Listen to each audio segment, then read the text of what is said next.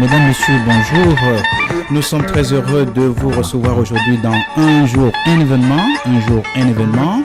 C'est votre émission hebdomadaire à la chaîne Cameroun Vibes. Cameroun Vibes dans Un jour, un événement. Aujourd'hui, nous avons le plaisir et l'honneur de recevoir Monsieur Cyril Oguin. Monsieur Cyril Oguin, bonjour. Bonjour. Comment allez-vous? Bien, merci. En ce dimanche où la température est très bonne à Washington DC, comment vous vous sentez aujourd'hui?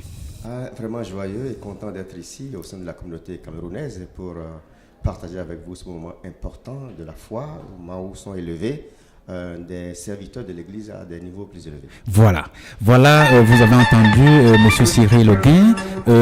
Pour nos auditeurs, si vous venez de vous joindre à nous, vous êtes toujours dans Un jour, un événement. Un jour, un événement, c'est une émission d'analyse, c'est une émission qui regarde les faits, c'est une émission qui va dans l'actualité à la lumière des événements. Et Un jour, un événement, c'est sur Cameroun Vibes. Cameroun Vibes, c'est cette radio que vous pouvez écouter online, que vous pouvez écouter sur votre téléphone. Vous pouvez également nous écouter à la maison. Vous pouvez également nous écouter en direct à partir de nos ondes. Nous émettons en direct de Washington DC. Et nous continuons donc notre entretien avec Monsieur Cyril Oguin. Monsieur Cyril Oguin, pour nos auditeurs qui ne vous connaissent pas, dites-nous, qui est l'homme qui se cache derrière ces belles lunettes?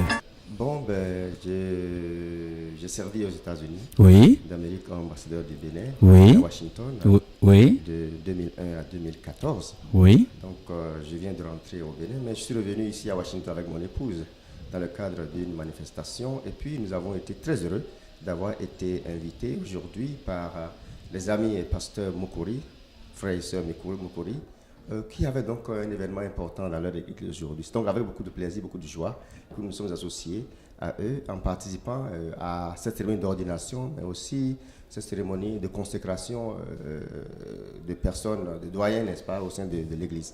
Nous sommes heureux parce que nous croyons également en Jésus-Christ. Oui. Et nous avons bénéficié pendant notre séjour ici Oui. d'un important soutien spirituel de la part de pasteur Charles Mukuri et de maman et Naomi Mukuri. Oui. Et c'est pour cela que Enya a appris qu'il y a cette cérémonie ici aujourd'hui, nous sommes empressés de venir. C'est également une occasion pour nous de communier avec la communauté camerounaise. Oui. Qui est également fait partie de la communauté africaine. Tout à fait, tout à fait. Nous avons beaucoup d'amis. Tout à fait. Nous sommes tout à fait heureux d'être avec vous aujourd'hui. Voilà qui est dit. Si vous n'avez pas bien suivi, vous êtes toujours dans Un jour, un événement. Un jour, un événement qui s'entretient aujourd'hui avec Monsieur Cyril Oguin. Monsieur Cyril Oguin, c'est un diplomate, nous a dit qui revient d'Afrique, qui revient particulièrement du Bénin. C'est un diplomate de carrière. Il a exercé ici au niveau de Washington DC et il a noué de très très bons contacts avec les hommes de Dieu. Et il venait de nous rappeler que l'œuvre de Dieu l'a beaucoup servi. Il a été beaucoup soutenu par le pasteur qui nous reçoit aujourd'hui et dont nous sommes dans l'église, qui est le House of Prayer Fire Ministry. Vous venez d'assister à un grand événement, c'est-à-dire un des anciens qui a été élevé par la foi et par la volonté de Dieu à rejoindre les rangs des ministres de Dieu. Quel est le sentiment qui se dégage quand vous avez vu cet événement? Merci, cher ami. C'est toujours un moment de joie de voir des personnes se consacrer à l'œuvre de Dieu. Décider donc, prendre la décision de se mettre au service de Dieu. Jésus-Christ nous a laissé un message très important, celui de servir les autres. S'il a pu laver les pieds à ses disciples, il nous a montré le chemin à suivre, chacun de nous, dans un esprit d'amour, mais également dans la consécration de son temps et de sa personne, de ses talents, pour servir Dieu, pour œuvrer au salut des âmes. Voilà. Aujourd'hui, justement, il y a beaucoup d'incompréhension sur la terre, beaucoup de difficultés entre les hommes parce que la leçon que nous a laissé Jésus-Christ, celui de se mettre au service de Dieu, celui d'aimer, c'est ça qui nous manque aujourd'hui. Je pense que lorsque des gens se décident à consacrer leur vie pour prêcher ce message de Jésus-Christ, celui de l'amour de l'autre, celui de la tolérance, celui de la réconciliation, mais aussi pour aider les autres à connaître le chemin du salut. Jésus-Christ ayant dit, je suis le chemin, la vérité, le salut, et nul ne peut aller au Père que par moi. Je pense que ce message-là, quand des gens sont décidés à le porter au public, c'est un événement qu'il faut appuyer. C'est pour cela que nous sommes là, pour encourager ceux qui ont été ordonnés, ceux qui ont été consacrés aujourd'hui à l'œuvre de Dieu, mais aussi pour remercier les pasteurs Mukuri pour leur soutien spirituel pendant tout le séjour que nous avons passé ici. Voilà qui est très bien dit, Alors, vous avez parlé tout à l'heure de la réconciliation. Et quand vous regardez le monde, quand vous regardez les conflits qui sont mis sur le label de la religion, quel est le sentiment que ça réveille en vous en tant que chrétien? Jésus-Christ lui-même s'est porté garant. Oui. Il a donné sa vie pour nous réconcilier avec le Père. Oui. Et il nous a donné à chacun de nous le ministère de la réconciliation. Ministère de la réconciliation, absolument. Oui. Donc, il revient à chacun de nous de mener notre vie de façon à œuvrer. Oui. À ce qu'il y ait cette paix entre nous, d'abord entre les hommes, mais également entre nous et notre Créateur, le Dieu Tout-Puissant. Oui. Parce que, en fait, l'amour dont il est question ici, c'est d'abord l'amour envers Dieu le Père, le Créateur, oui. mais également l'amour envers nos semblables. Oui. C'est très important. On ne peut pas dire qu'on aime Dieu qu'on ne voit pas pendant qu'on n'aime pas les hommes que l'on voit autour de soi. C'est pour cela que très important, quand les gens aujourd'hui sont prêts à partager avec les autres le message d'amour que Jésus-Christ nous a laissé, ça nous paraît encore une fois tout à fait soutenable. C'est la raison pour laquelle nous sommes là ce soir. Et nous pensons que nous devons chacun aider et prier, n'est-ce pas, pour ceux qui viennent d'être ordonnés, d'être consacrés, pour que lorsqu'ils vont retourner dans leur milieu de service, qu'ils puissent vraiment rayonner l'esprit de Jésus-Christ, le message de Jésus-Christ. Oui. Ce n'est pas un message d'exclusion. Tout à fait. Le message de Jésus-Christ appelle tout le monde. Exact. Il s'adresse à tous les cœurs. Il exact. n'exclut personne du tout. Je crois que c'est de ça qu'il s'agit. Tout à fait. C'est pour cela qu'il faut encourager les gens qui s'offrent pour porter dans tous les coins de nos pays et de notre communauté le message d'amour, le message de tolérance, le message de réconciliation que Jésus-Christ nous a laissé sur la terre. Voilà, vous allez nous faire une faveur. Vous êtes un diplomate de carrière. Vous avez eu beaucoup d'expérience. Vous avez été en contact avec beaucoup de situations, aussi bien de bonnes situations comme de situations difficiles. Dans des situations comme celle-ci, vous revenez d'Afrique où vous voyez des familles qui sont en train de perdre leurs membres de famille, des familles qui sont endeuillées, des enfants qui meurent, ceux qui n'ont pas d'abri à cause des incompréhensions parmi des gens. Qu'est-ce que vous pouvez donner comme message en tant que diplomate, 1, et 2, en tant que chrétien, puisque vous êtes un chrétien convaincu? Merci bien. Les deux sont liés. Le seul message, c'est celui du changement du cœur.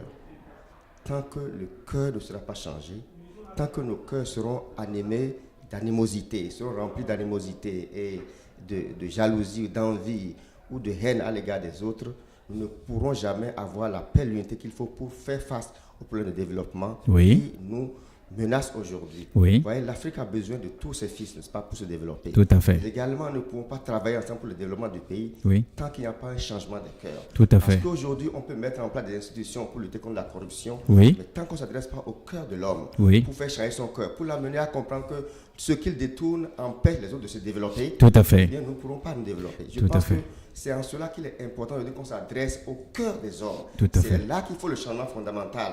Ce n'est pas forcément les réformes ou les institutions. Je pense que c'est d'abord l'homme qui doit changer. Et tout quand à fait. l'homme changera pas sur le continent, nous ne pourrons pas nous développer. Je suis heureux que des gens, et j'invite beaucoup de gens, n'est-ce pas, à de consacrer leur temps et leur vie pour apporter ce message de changement des cœurs. Et c'est quoi? Formellement, c'est le message de Jésus-Christ qui peut changer les cœurs des hommes. Voilà qui est très très bien dit. Mesdames, messieurs, si vous venez de vous joindre à nous, vous êtes toujours dans Un jour, un événement. Un jour, un événement. Aujourd'hui, nous recevons monsieur Cyril Ongi, qui est un diplomate, qui est un ancien ambassadeur de la République du Bénin au niveau de Washington ici, et qui nous fait part de ce que ce message de réconciliation devrait animer les cœurs. Il devrait animer les cœurs en Afrique, il devrait animer les cœurs aux États-Unis, il devrait animer les cœurs dans le monde. Parce que Jésus lui-même est venu donner ce témoignage, à savoir que nous devons nous aimer les uns les autres. Excellence, monsieur l'ambassadeur, vous avez parlé de l'Afrique. Et justement en Afrique, notre frère et notre grand frère, notre aîné, le président Robert Mugabe du Zimbabwe, vient d'être élevé. Il a été choisi par ses frères. Il a été choisi par les Africains pour mener à bien les destinées de notre pays. En tant que chrétien, si vous aviez un message à lui porter, quel est le conseil que vous lui donnerez, bien le message que vous lui donnerez pour qu'il puisse éventuellement conseiller tous ses autres frères, tous les autres présidents pour que nous arrivions finalement à cette grande réconciliation de Pretoria jusqu'en Tunisie et puis du nord au sud et de l'est à l'ouest. Quel est le message que vous pouvez donner ou le conseil que vous pouvez donner à notre grand frère et président de l'unité africaine, le président Robert Mugabe? Personne serait trop prétentieux de vouloir donner des conseils à une haute autorité. Tout à fait, surtout que c'était un aîné. Je veux d'abord saluer la sagesse des autorités africaines, des présidents africains qui ont vraiment désigné le président Mugabe en ce moment précis pour présider à la destinée de notre organisation commune, l'Union africaine. Je pense que c'est justement en tenant compte de sa sagesse, de son esprit, de la haute lutte qu'il a menée pour libérer son pays. Il fait qu'on lui a donné cette confiance-là pour pouvoir conduire les destinées du pays. Je suis certain que le président sera puisé dans sa sagesse infinie. Tout à fait. Pour aider le continent en ce moment où il a d'énormes difficultés du nord au sud, de l'est à l'ouest. Tout à fait. Et des tensions, des difficultés énormes, n'est-ce pas, pour construire la démocratie, mais aussi pour assurer la sécurité et le développement sur le continent. Je suis certain que le président Mugabe trouvera la sagesse nécessaire pour le faire. C'est d'ailleurs pour cela que ces pères l'ont choisi en ce moment crucial pour le continent. Vraiment, voilà qui est très bien dit. Voilà, nous arrivons, mesdames, messieurs, au terme de cette interview avec monsieur Cyril Oging dans Un jour, un événement. Un jour, un événement qui est une émission d'analyse, une émission qui reçoit les experts. Et en tant qu'expert en matière de diplomatie, monsieur Cyril Oging vient de nous dire qu'il salue la sagesse de tous les présidents africains qui ont mis à la tête de l'unité africaine le président Robert Mugabe. Voilà, monsieur Cyril Oging, nous sommes arrivés au thème de notre entretien. Si vous pensez qu'il y a une question que je ne vous ai pas posée, quelle est cette question? Je pense que la question a été posée.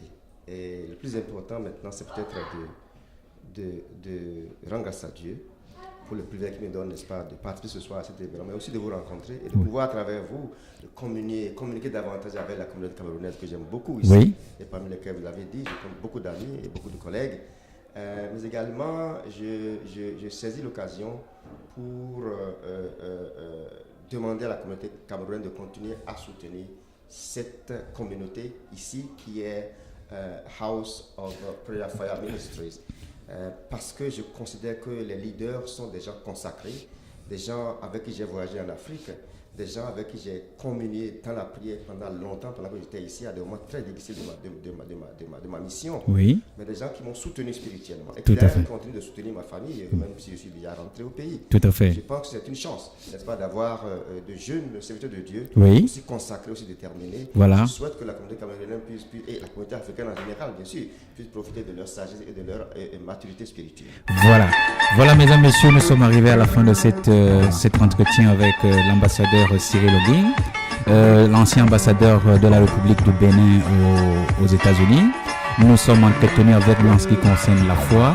Nous nous sommes entretenus avec lui en ce qui concerne les problèmes de l'Afrique et la réconciliation qui devait animer les pères africains. Nous nous sommes entretenus avec lui sur les grands enjeux du monde, à savoir que nous tous nous sommes animés du ministère de la Réconciliation. Monsieur Cyril Oging, nous vous remercions. Merci.